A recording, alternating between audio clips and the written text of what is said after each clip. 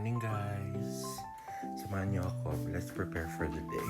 Siyempre, mag-wash muna tayo ng mukha. I'm using the Biore Facial Wash Acne Care. You only need a small amount. Basahin natin yung mukha. Lather natin. Siyempre, hanggang pati leeg. Wash na natin. Let's pat the face dry. After that, moisturize Curel Moisture Facial Cream. I use this amount. Spread upright.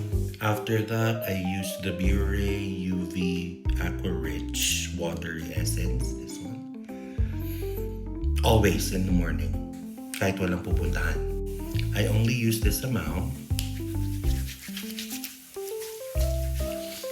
All over the face and neck. Yeah, that's it. That's my morning facial care routine.